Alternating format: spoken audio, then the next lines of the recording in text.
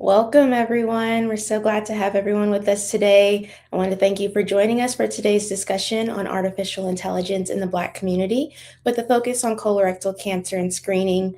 My name is Shaltana Edwards, and I serve as the Program Director for Agape Strategic Solutions of Maryland.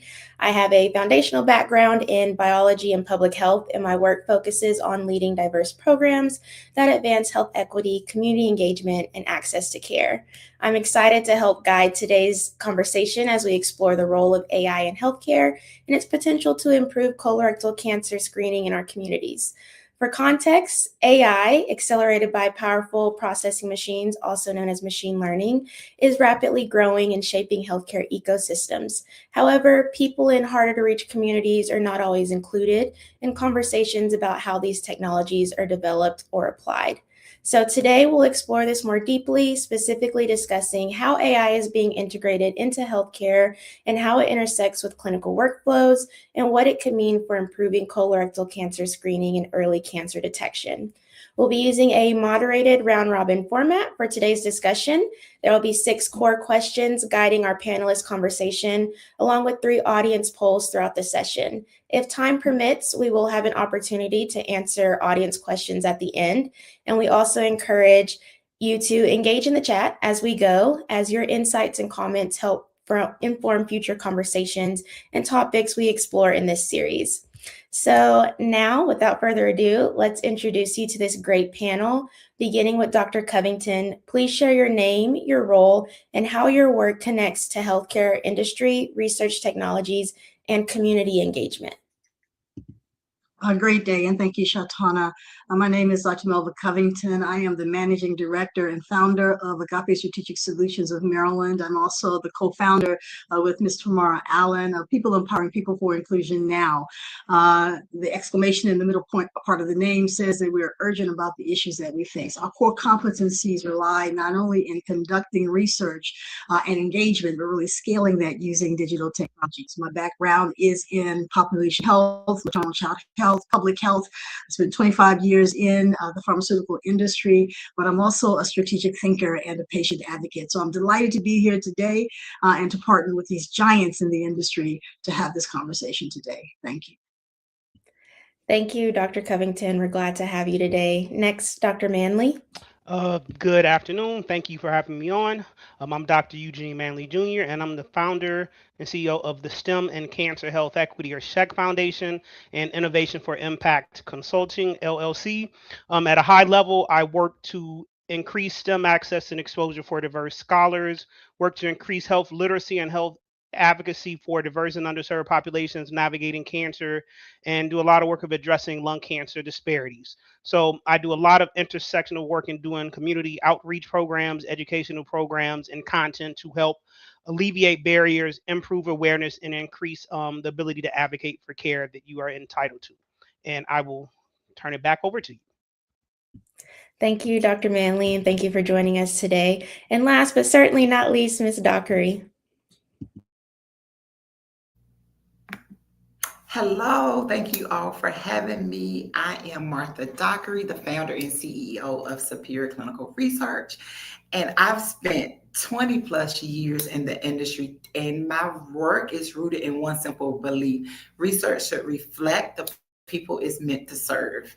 And whether it's through education, outreach, or high quality study execution, our goal at Superior is to make sure clinical research isn't something people feel excluded from, but rather feeling a part of. So we like to say clinical boots with community roots.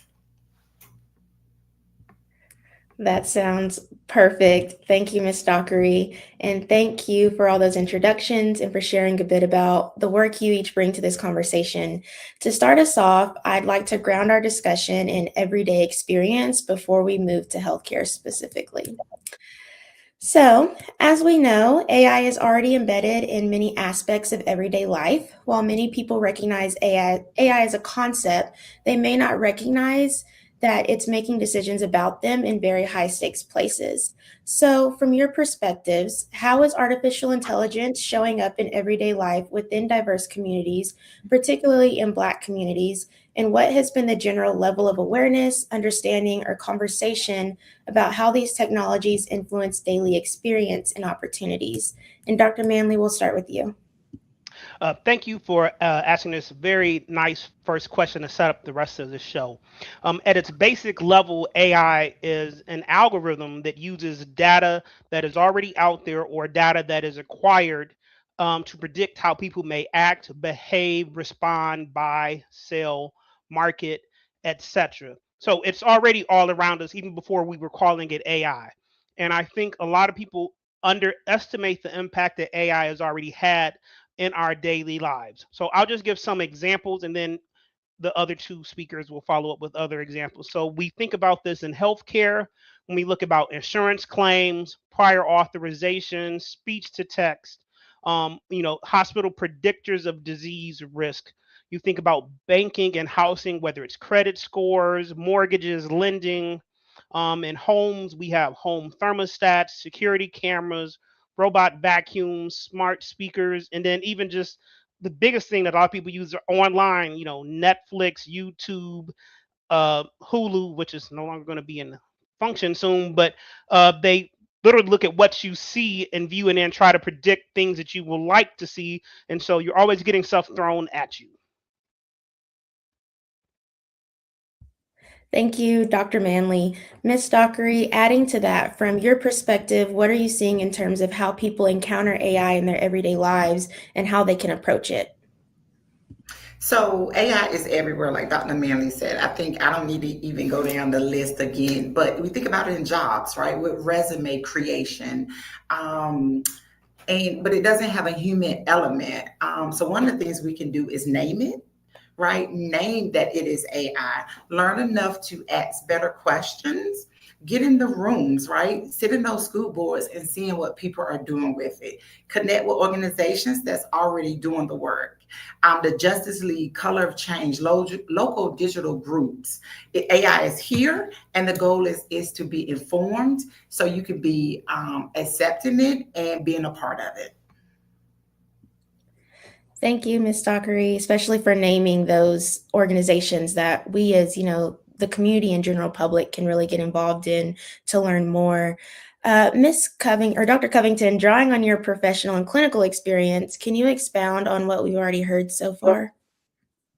And I agree with, again, what my colleagues have said. Let me just say that it is expansive. It's like the gospel truths, and I express I put like in quotes, but there, when we talk about AI, we're not only thinking about artificial intelligence, as has just been explained by my colleagues, but we're also talking about machine learning. And machine learning is using, again, these powerful computing systems, if you will, that will quickly process these algorithms to do input tasks. So it helps us to not only learn, but also learn quicker. The other thing that we're talking about is deep learning. Right? Deep learning, it uses ML, if you will, and it's multi-layered. It uses these neural networks, just like your brain works or your brain functions, to really make complex decisions. It mimics human behavior. It mimics human functions, if you will, to a certain extent.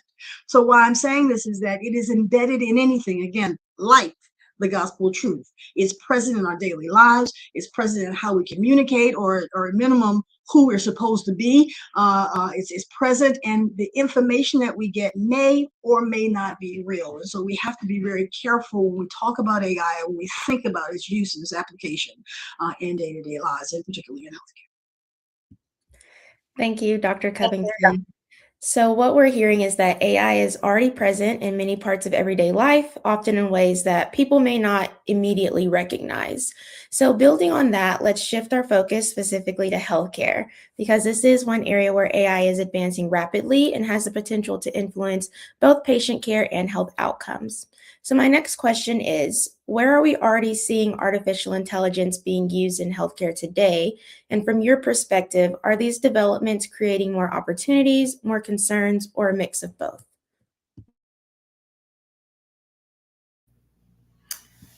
I think that's me. So AI is already here, right? We've talked about it. But if we drill into what's already happening in the healthcare space, it's diagnosing diseases, it's predicting risk, it's managing those chronic conditions, assisting with surgeries, and handling the administrative work. In the right hands, it can catch things earlier and reach underserved communities and take the pressure off overworked or underpaid providers, right? But here's the tension, and everybody know me. I'm the but person. I should be but here we're gonna talk about the but. The communities the most failed by healthcare technology historically are the ones at the most risk of being failed by AI healthcare. And so why? Many systems are trained on data that underrepresents the Black patients. Widely used algorithms that Dr. Covington talked about was found to underestimate how sick Black patients really were, directing less care to the people who need it the most. And let's talk about some skin diagnostic tools. They're trained on lighter skin tones are and perform worse on darker skins. And we can see it here now. Like I'm always like, am I too dark in the camera? And I think my camera is using AI right to brighten it up. Pain assessments. Tools have reflect the same biases that already exist in clinical care. So that's not changing. But I also want to call out people don't even know that AI is sometimes involved in their care. So here's the bottom line for everybody. Technology has the real potential. But the problem is who's building it, what's in the data, what is it trained on, and whether there's any accountability when it goes wrong. Exactly. Thank you, Ms. Dockery. And I think we had a comment in the chat that was reinforcing what you were saying, right? About how if AI is not, if it's biased when it's trained, the results are going to be biased, the outcomes are going to be biased. And thank you again for pointing out the opportunities and the concerns, because we like to talk about opportunities, but we can't ignore the concerns that are there as well. Dr. Covington, building on that point, from your perspective and research perspective, how should we be thinking about the use of artificial intelligence in healthcare when it comes to the historical context of trust and the data these systems are built on, again, particularly within Black communities? So thank you for that. The use of AI and how it learns and how it's scaled is of tremendous importance in the healthcare community and particularly in the Black community. I just want to frame this issue. We're talking about the Black community, but the Black community is not monolithic. Right? It's a highly diverse, multifaceted people. And I use the term, or we're using the term, I believe, to really talk about people who potentially are in the Americas who are here as a result of African ancestry, right? And so we understand the history of that ancestry in the U.S. for over 200 years as it relates to enslavement. Right. So that experience, as we can think about it, has a certain amount of expectations, or it has an impact. And so we talk about it through a lens of historical, social, and perhaps even biological experiences that can impact people's health and their health outcomes, particularly for the African Americans that may be impactful for our purposes today. Right. So therefore, it's important for us to talk about the use of AI and the impact of the technologies in the communities, because we have to understand a few key questions, right? One is, what technology is being offered, right? And how is it being offered?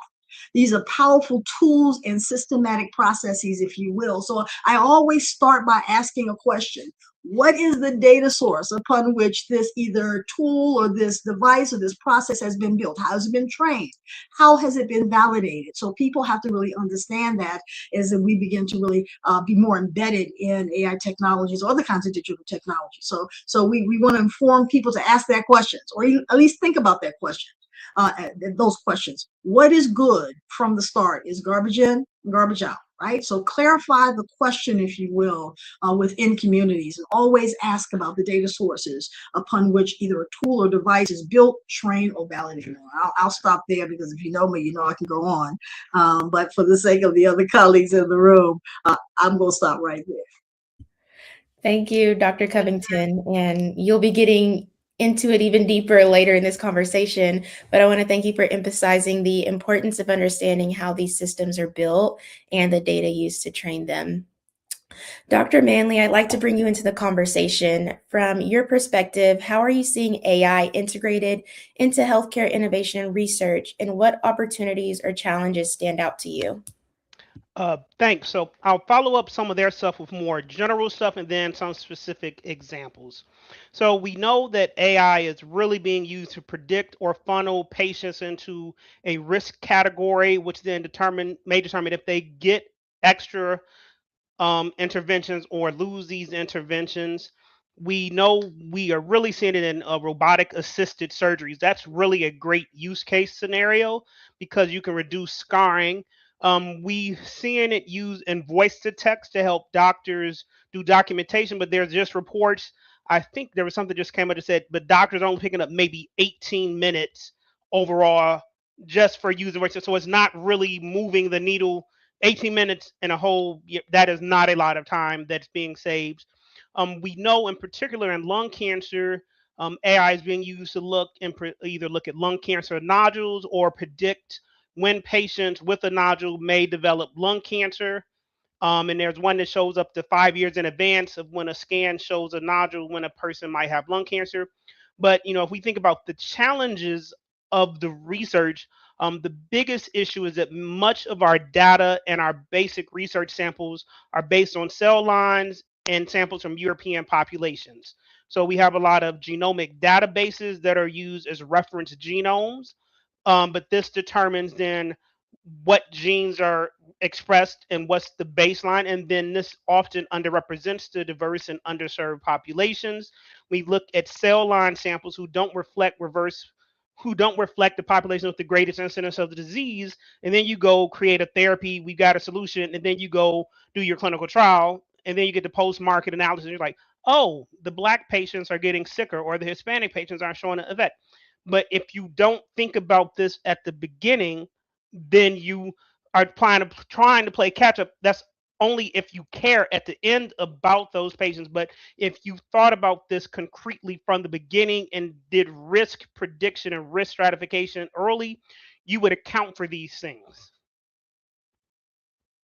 Let me just chime in on that, if you don't mind, because there was a recent report that came out of BBC that looked at people of Zimbabwe and the use of their databases or their genomic databases. And it was used to build AI, not only models, but look at predicting health outcomes. And so recently, Zimbabwe rejected a U.S. healthcare deal that provided $367 million in healthcare funding, right? But the president of Zimbabwe called it a lopsided deal. He says, I'm not taking this, right? You want us to provide biological samples for research and your commercial gain, but you're not willing to share the benefits, if you will, for our own future medical innovation, vaccines, or treatments. And so the negotiation was rejected. He rejected a $500 million deal because he asked some critical questions. He says, what are you going to use for the data? What are you going to use the data for? Excuse me. What are you going to use the data for? Right? And how will the people of Zimbabwe benefit from it? He was willing to walk away,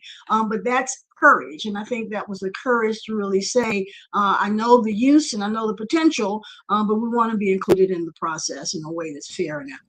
And that's so valid, right? Walking away to make sure that the people get what they need. That's right. Thank you. Thank you all for that response, and especially Dr. Manley for helping us understand how AI is advancing within healthcare innovation and research. And what we're hearing from you all is that these technologies are already shaping how healthcare is delivered and how risks are identified and how decisions may be made. And at the same time, your comments raise an important question, which is how do we responsibly share health data for research and innovation while also being good stewards of our communities' information and ensuring that our communities have equitable access to the benefits that come from that data.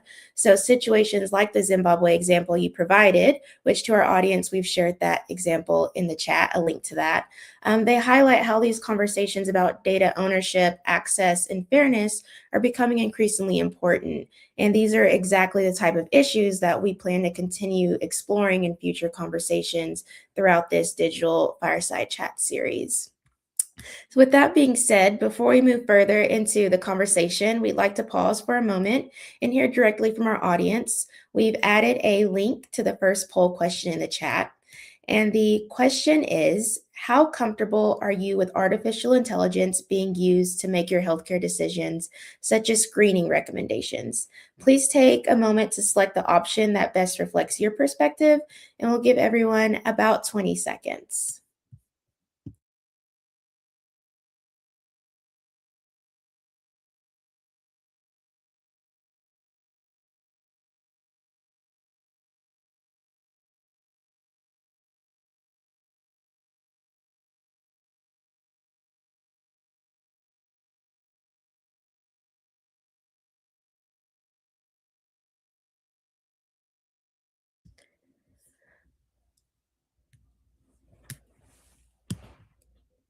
All right.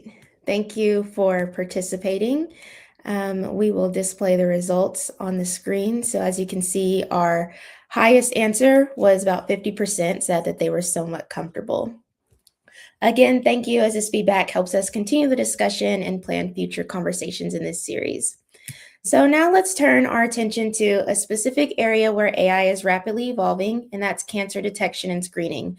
We're seeing more advanced AI technologies being used to identify or detect the presence of cancer earlier in the diagnostic process. From your perspectives, how is AI currently being used in cancer screening, and what opportunities exist for these technologies to help identify individuals who may be at higher risk? And Dr. Manley, will begin with you.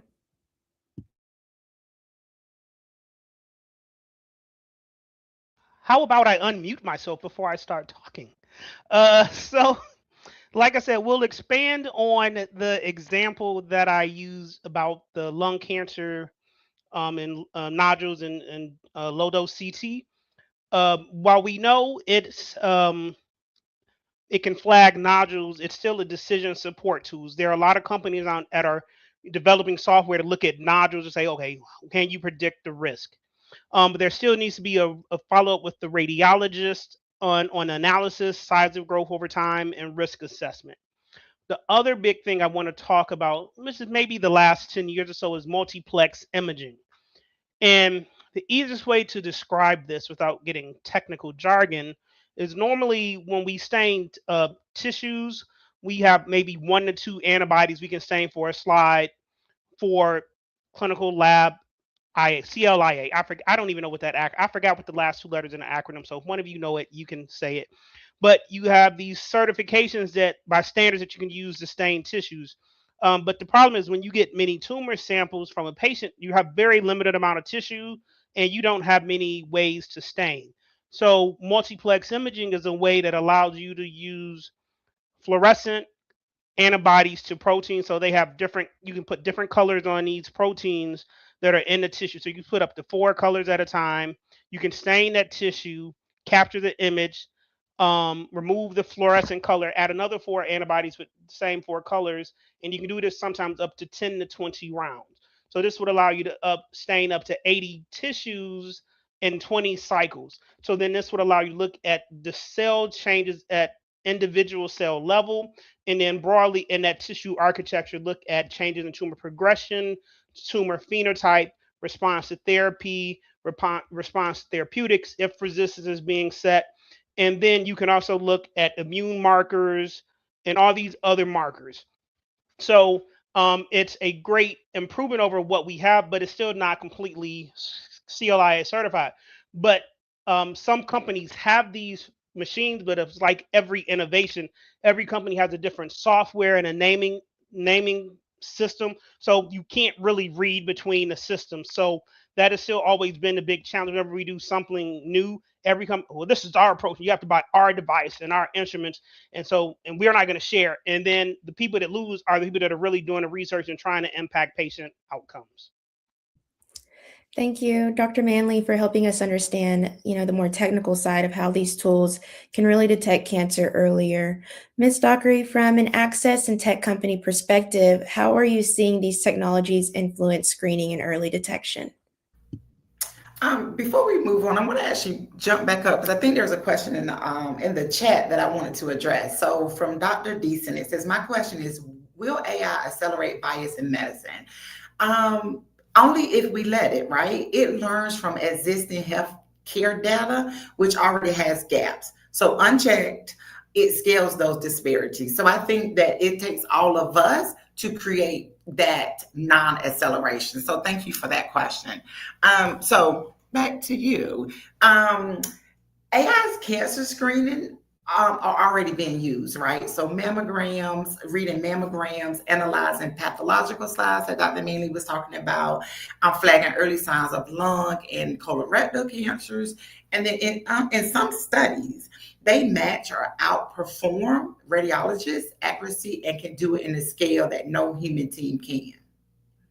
The opportunity is real, but access is everything, right? We can't miss out on that access. Right now, these tools are largely being built and deployed in well-resourced hospital systems. The communities carrying the highest cancer burdens, including Black and Brown communities, are often the last to see the benefits.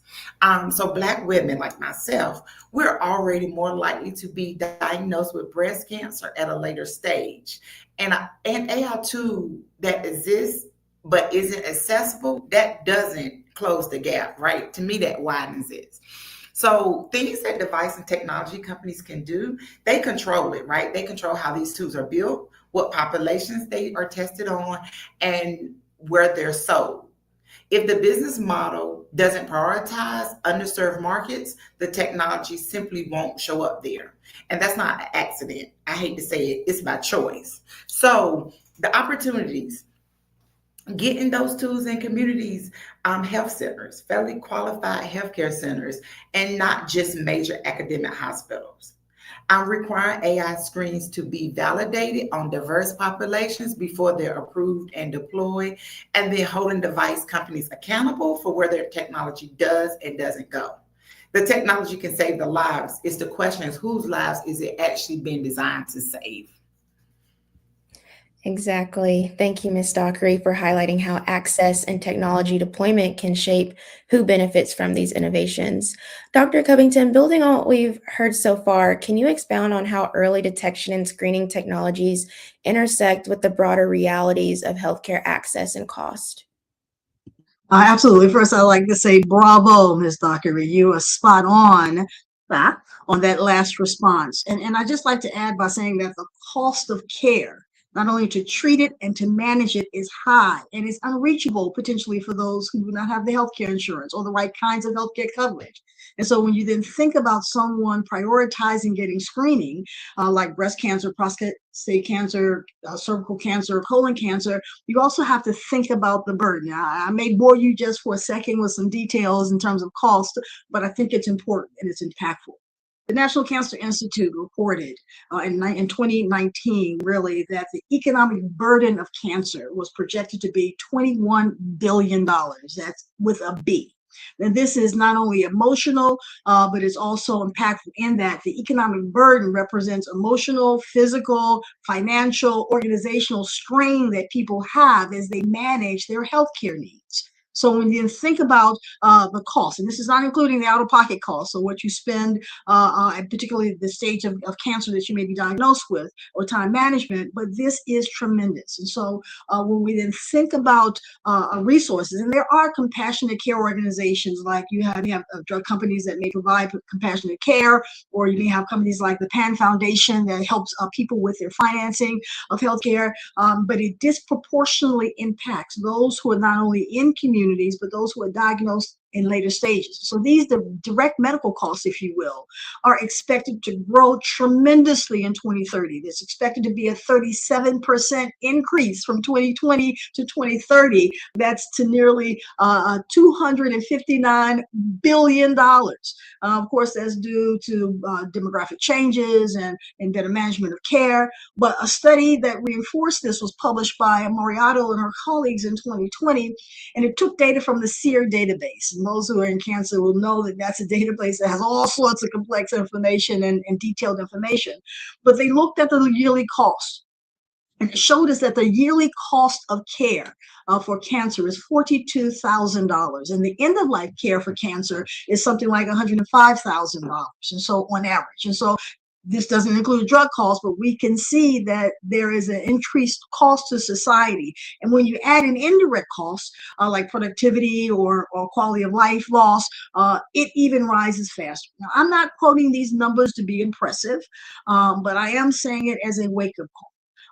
Diagnostic devices, diagnostic interventions, as well as treatment are good because they help us to get to cancer earlier in the process, and that can save lives, and it is also cost effective. So I'll stop here and I'll give it back to you, Shatana. But again, this is a wake-up call for us to really understand not only the importance of the innovations, but making sure that it's getting to people who need it most. Thank you, Dr. Covington. And those numbers really highlight the broader impact that cancer can have, not just on individual patients, but on families, communities, and the healthcare system as a whole. And they reinforce why early detection and screening are so critical. So, while we've been discussing the emerging role of AI in improving detection and diagnostics, it's important to step back and look at where we currently stand with cancer screening more broadly, again, particularly within Black communities. In other words, what progress have we made and where do meaningful gaps still exist? So, our next question focuses on screening successes and ongoing challenges.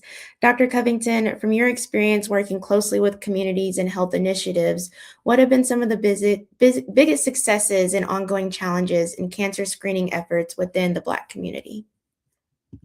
So there have been many interventions and many things that are going on in various communities, but Agape Strategic Solutions is currently conducting an exploratory analysis looking at consumer discovery, understanding the attitudes, the beliefs, the perspectives about early colorectal cancer in particular, right? And our goal is to look at not only the patient journey, but to begin to test the hypothesis that help us to inform how do we not only build these digital tools, how do we build engagement processes, and how can it be scaled in oncology? I'd like to do a quick shout out to my colleague Zanab, who has done excellent work on this project as well. So I thank you, my friend.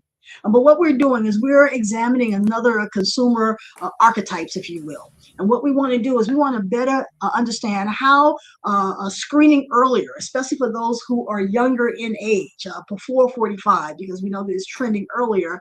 How are they thinking about not only screening, but colonoscopies and other kinds of interventions to treat colon cancer? And so it's clear from the interviews that we have done that a lot is going on, not enough, but a lot is going on that's trying to understand younger candidates. What are the issues that are barriers to screening for them? What will motivate them to get screened earlier, even before symptoms emerge? And so we're specifically asking people in the Black community and in rural areas, research constrained areas, about their perspectives on screening and treatment. The last thing I'll say is this. We've been getting some early insight, all right, about the motivations and the gaps for especially this younger age group or younger population. We're finding that the issue of trust in the healthcare system and having these concordant conversations, if you will, is extremely, extremely important. So regardless of the kind of screening tool that's used, it's also very important that we have the kinds of conversations that will help people understand not only what's being used, but also to be able to understand the outcomes of those kinds of tests. Thank you, Dr. Covington, for sharing those insights from your research. And it's really helpful to hear how communities are thinking about screening, trust, and conversations with providers as we move forward. Ms. Dockery, from your perspective, working closely with communities and technology organizations, what have been some of the biggest successes in cancer screening efforts, and where do the gaps remain? I think we've seen progress, and I think that's important. Awareness has grown. Community health workers, faith-based organizations have moved the needle on screening, and those screening rates over the years have increased. And that's not a small feat. So I want to say here, like, that's significant, right? More people are getting screened, the more people that need to get screened. Let's talk a little bit about colorectal cancer. Black Americans are about 20% more likely to develop colorectal cancer and about 40% more likely to die from it than their white counterparts.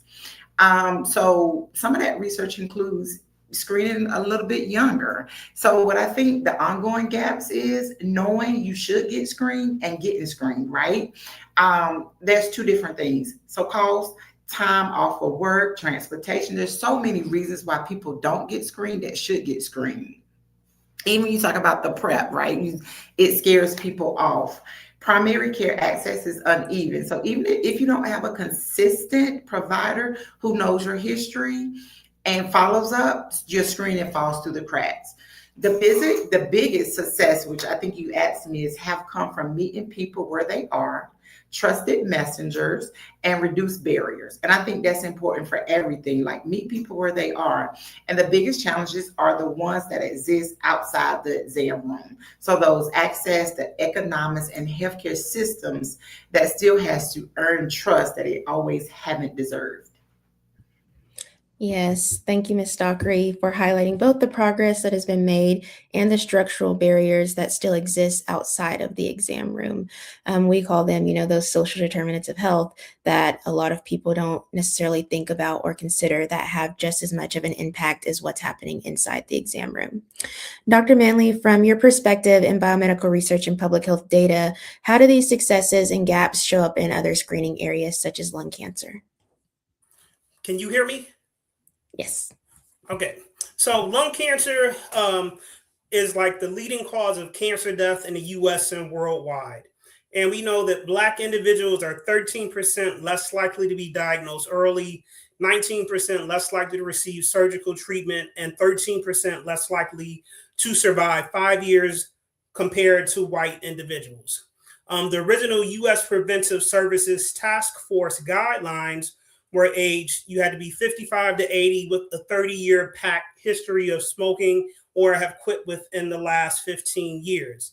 And looking at some of that data, Black individuals did have much better early detection when they were looked at a subset of the data. But overall, there was resistance to move the guidelines down solely for just the Black population. So they ended up having to move the guidelines down to everyone. So now the new guidelines say 50 to 80 year pack, 50 to 80 years of age, 20-year pack history, and currently consuming or have quit within the last 15 years. So this allows us to capture more Black people who show up with later stage disease. And part of this is due to differences in metabolism of nicotine and of menthol in cigarettes, which makes Black people smoke more. I have this misplaced notion that menthol is better because, oh, well, they're better because when menthol has this cooling effect when you inhale it. So when you inhale menthol cigarette, it masks all the searing heat from the tobacco. And so we have a lot in our community that believe, well, they're better. No, they're actually much worse. It's just makes it much harder to see that. So we really need to have the gaps are like just educating underserved communities, stigma, nihilism are real. We need to have community engagement from these centers that look like people from the communities they serve. Trials should reflect the communities they serve, not just show up, hey, we want to do a trial here, get the data, maybe report it to you, but then you'll never hear from us again. And we'll treat you well while you're on the trial, but don't come to the hospital if you need any other intervention, because then you're going to get treated like detritus. So we have to take into the account the other external factors impacting Black people's ability to get care and get to the clinic, which we don't often take into account. Thank you, Dr. Manley, for helping us really understand how changes in screening guidelines and better representation in research can directly impact outcomes in underserved communities. So thank you to our panelists for their insights thus far. We have now come to our second poll question, and we want to better understand your thoughts about barriers to cancer screening as a preventive measure. So our next question is, what do you believe are the biggest barriers to colorectal cancer screening? And please select all that apply. And again, we'll give everyone another 20 seconds.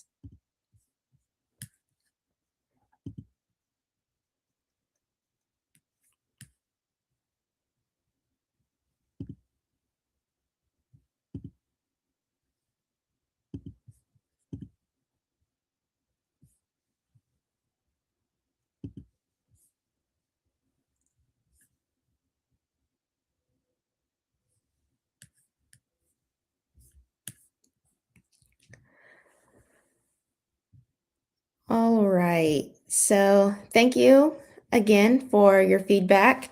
We are seeing that one of the highest is fear of results, right? So we know that people on this call, the audience, one of their biggest barriers to colorectal cancer screening is fear of the results. So now we will move on to our final two discussion questions. As we think about the future of screening, AI may offer new ways to identify risks earlier and reach people who might otherwise fall through the cracks. Ms. Dockery, from your perspective, working at the intersection of technology and community access, how might AI help improve earlier colorectal cancer screening and outcomes?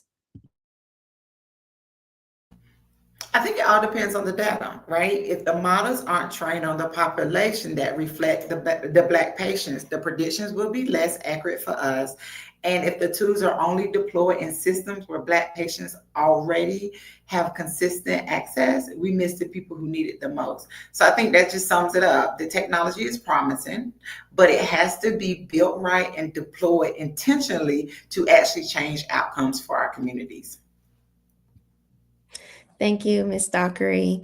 Dr. Manley, from a research and data science perspective, what should we be thinking about when developing these AI models to ensure they are accurate and equitable across different populations?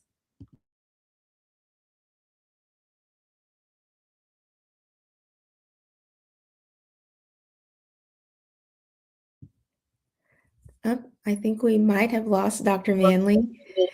All right, no worries. I can jump in while we wait back for him. And I agree with what's been said. There are different ways in which people can be screened, right? So when we talk about early screening in particular, we can look at if blood is present in stool.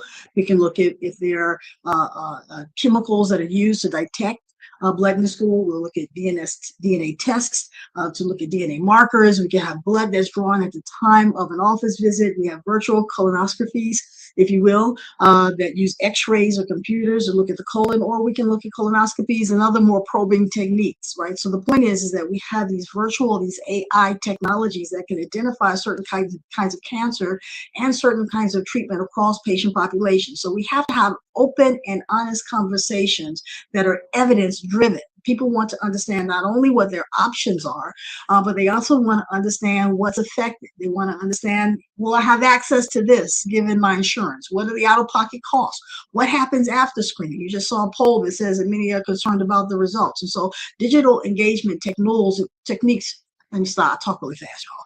Digital engagement tools, let me slow down, as my mother said, can an in-person connection, as Ms. Dockery said, can be reliable ways to not only train but inform community and community lay health workers.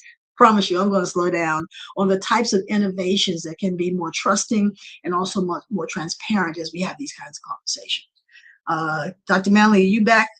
You back on? Go for it, brother.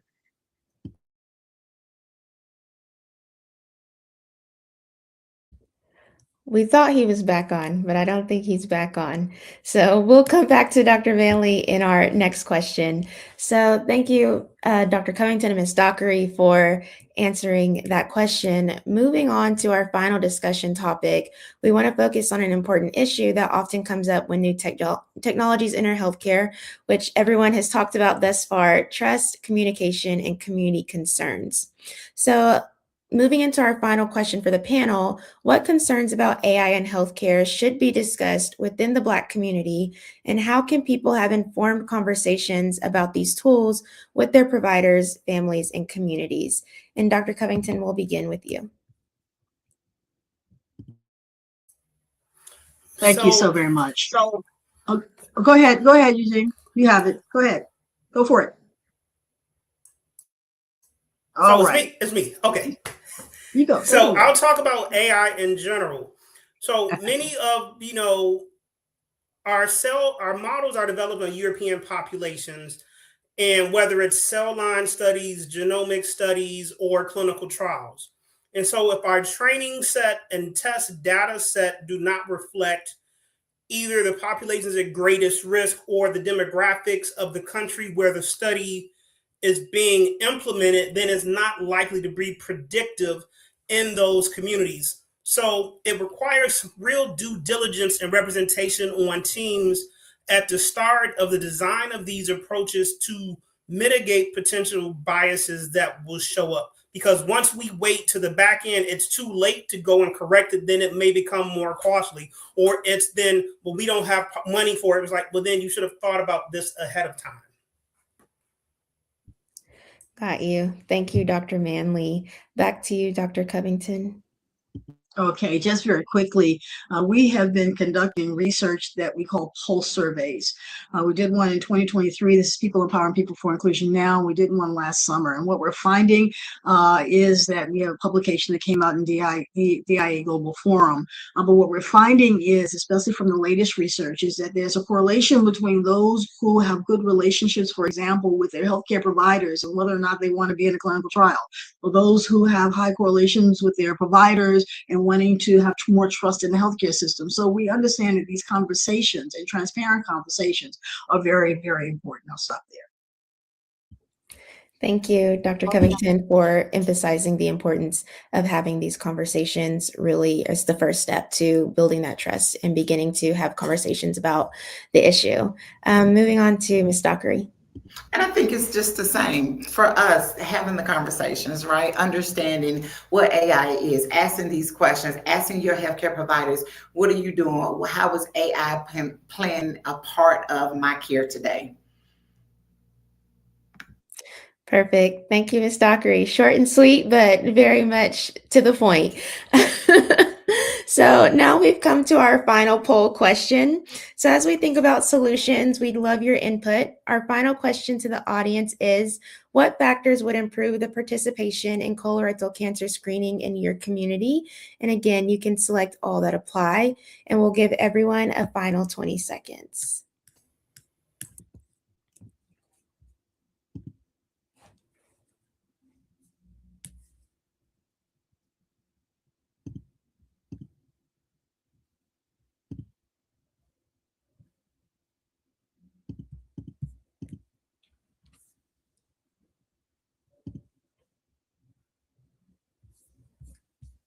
It's really helpful. Thank you.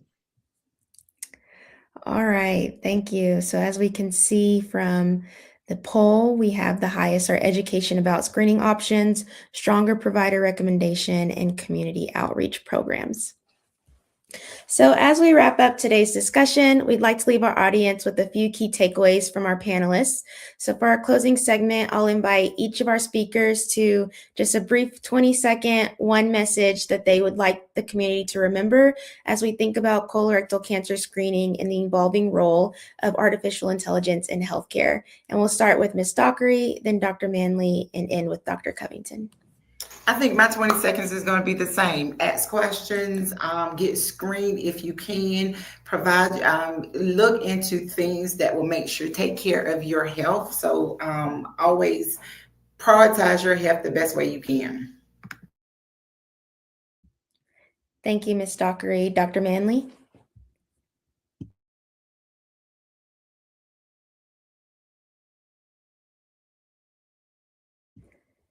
I think we lost Dr. Manley again. Dr. Covington, do you want to step in?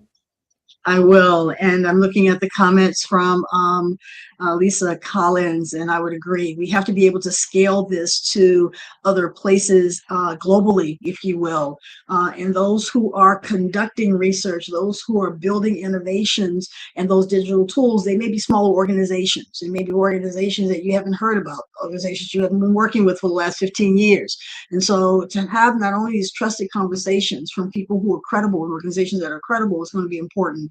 The costs are too high and the burden is too great for us not to take a more integrated, I think, approach in the process. Handing it back to you, Dr. Manley, to close us up, if you will.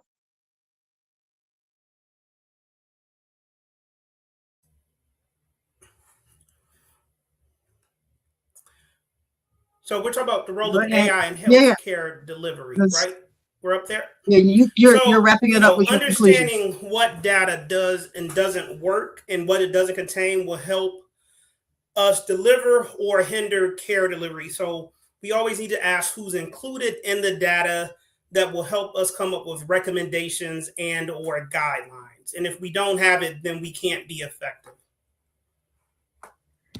Perfect. Thank you, Dr. Manley. And I want to thank each of our panelists, Dr. Manley, Ms. Dockery, and Dr. Covington, for sharing your expertise and perspectives today. Again, conversations like this are important because they help bridge the gap between emerging technologies and communities they ultimately serve.